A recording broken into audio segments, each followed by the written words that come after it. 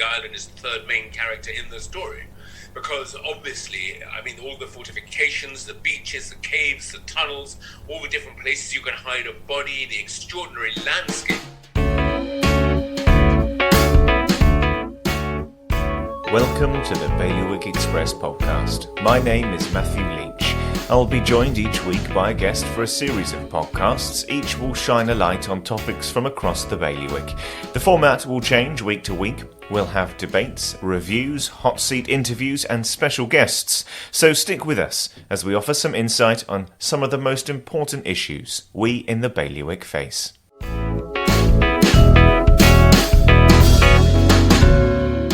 There has never been a murder on Alderney. It's a tiny island just 3 miles long and 1.5 miles wide, the perfect location for a brand new literary festival. And so begins acclaimed author Anthony Horowitz's latest book based in the island of Alderney. A Line to Kill is now available from all good bookstores, and the author of several James Bond novels in the Alex Rider series spoke to us about why he chose to set it in Alderney and what we can expect from his latest murder mystery. I've got to ask first off then, why Alderney? What drew you to write about the island?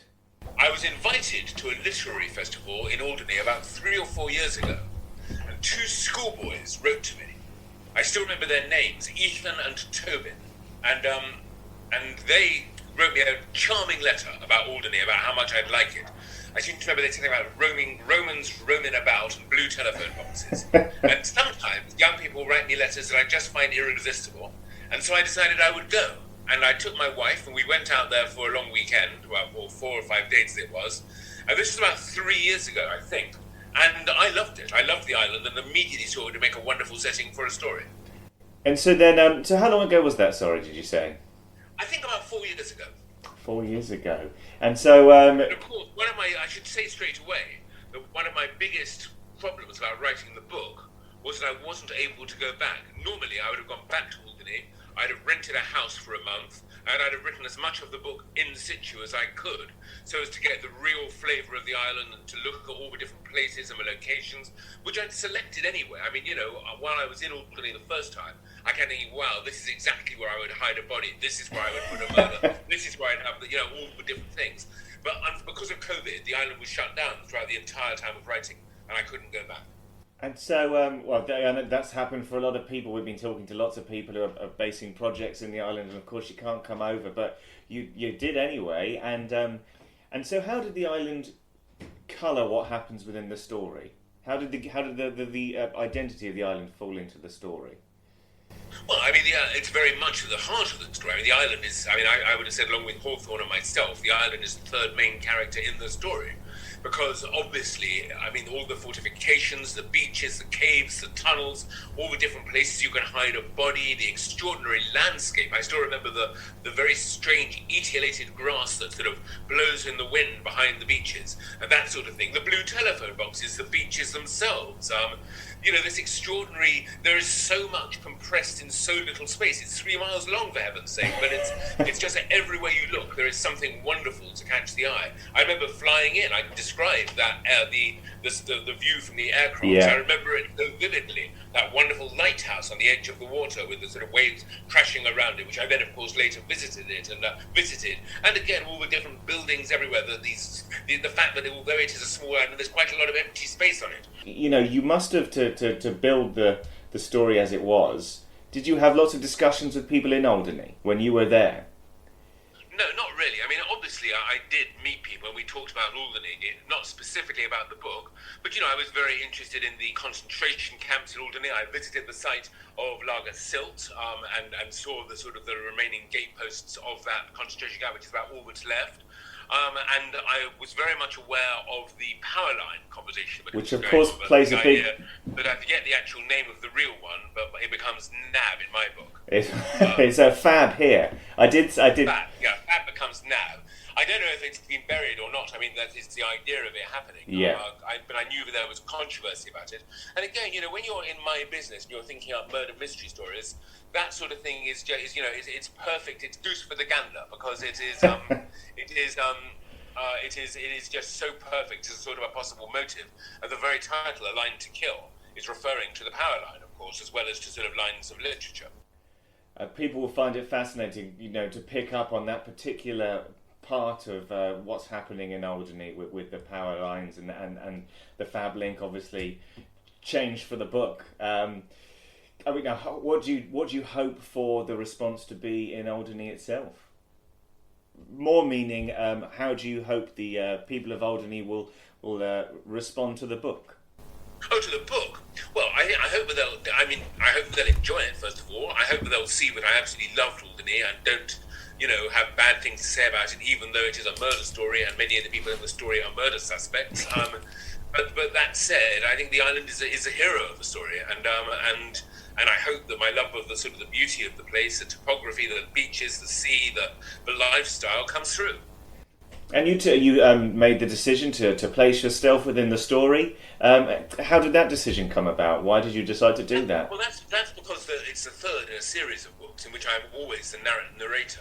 Hawthorne is a detective, but what makes these books different is that instead of Agatha Christie or Conan Doyle being up on the mountain looking at the view, I have put myself inside the story, trapped inside it, and almost a prisoner of Hawthorne, dependent upon his ability to find the killer, because if he doesn't find the killer, I don't have a book. It changes everything. It changes the perspective, and I think puts a smile on the whole idea of a whodunit. That's the main idea of it. It's fun. And if we talk about Hawthorne, in your own words, for people who are coming to the book, who is this character? Well, Hawthorne has a strong link, as it turns out, with at least one character in Alderney. He is a very damaged individual, not an entirely pleasant man. He's a detective who's been thrown out of the force because he pushed a suspect down a flight of stairs, or was accused of that. And it's something of a mystery. He's divorced, he has a son, he lives on his own in an empty flat in London, and he's never very nice to me. But at the same time, I'm very aware that something has happened to him in his past, something has happened in his childhood, which has made him the man he is. He is damaged, and I'm trying, as the author of the book, and as it were, his sidekick, to try and find out what makes him tick. And what is your, you develop these characters, you must get very close to them. What is your relationship with Hawthorne as the writer within the book? Hawthorne is not very nice to me. He thinks I'm an idiot. He never tells me anything. He calls me Tony, which I particularly dislike, and he's quite abrasive and rude. And yet at the same time, I like him. I admire him. I think he's an extremely clever detective. He does seem to have some kind of moral code, a moral compass, if you like.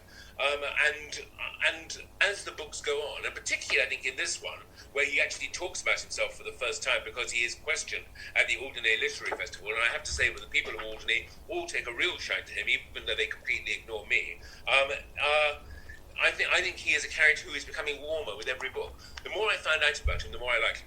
Did you decide to have an Alderney Literary Festival because you're a writer yourself and you like the idea of? No, it was always my intention.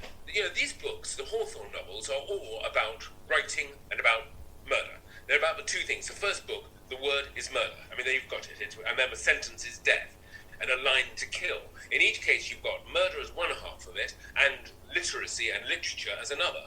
And so it was always in my mind that I would write about a literary festival. It could have been Hay-on-Wye, it could have been Oxford, it could have been Edinburgh. But then I was invited, as I say, to this rather tiny little festival on this little island, which I loved, and the festival was great incidentally, and the audiences were terrific when I was there. And I just thought that was more interesting and more unusual. And people might even not be aware that Alderney does have a very, very good literary festival, largely to do with history rather than to do with fiction, but nonetheless, there it is, and I think that's to be celebrated. And you must have a fascination and interest. You mentioned Lager Silk before. In the history of the island. Well, of course, through Foyle's War. Seeing all those German fortifications, being aware that this is one of the very few places where a concentration camp was built on British soil. That's really quite something to think about what happened in the war and all the mystery that surrounds it. Even now, people are unaware or unsure how many people actually died in these concentration camps. The official figure was, I think, like 120 or 130. After the war, that actually went up to about 700. Nowadays, there wasn't a report on it until the 1980s. The whole business of what happened on Alderney was ignored for something like 30 years, which is sort of incredible in itself. Now there is more interest, and it said there may be thousands of people who died on Alderney during the war. It is. There are stories and books that have been written about it, but I think in the wider world, it is a story that hasn't yet been fully told. I completely understand. And if we talk about the spirit of the book, to explain the spirit of the book to a prospective reader, somebody who's either read your work before or coming to it anew, how would you describe it? I would describe it as, I hope, a completely puzzling and beguiling whodunit in an interesting and an extraordinary location with two fun characters investigating. Or one anyway, Hawthorne, with me trudging a few steps behind him.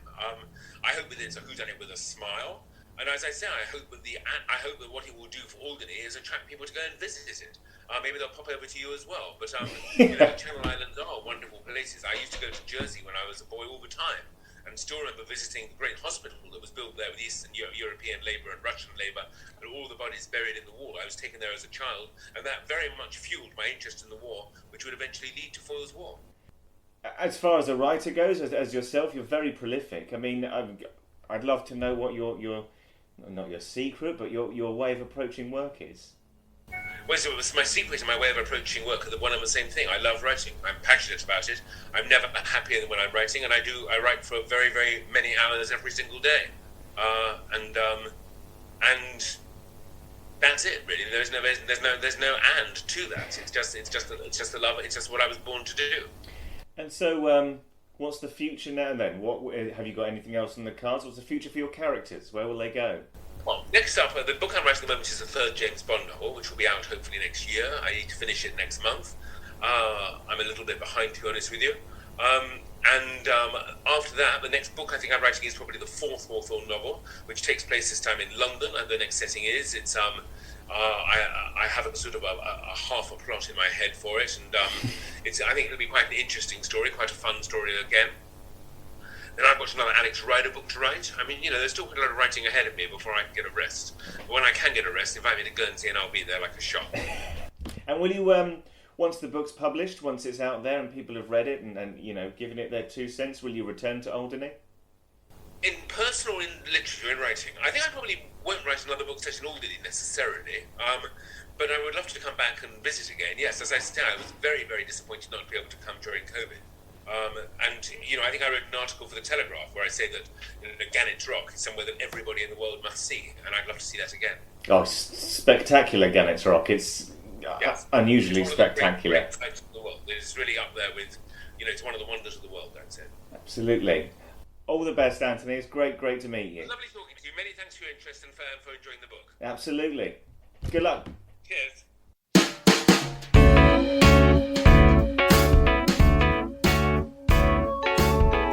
Thank you for listening to the Bailiwick Express podcast. The title track was Shift My Weight by Luno. If you enjoyed it, I know it's a pain, but please like and share. It all helps, and remember, you can hit bailiwickexpress.com to stay right up to date with whatever is happening in the Bailiwick. You can find us online, on social, on email, and on internet radio. There'll be more from me, Matthew Leach, and all the Bailiwick Express team next Friday.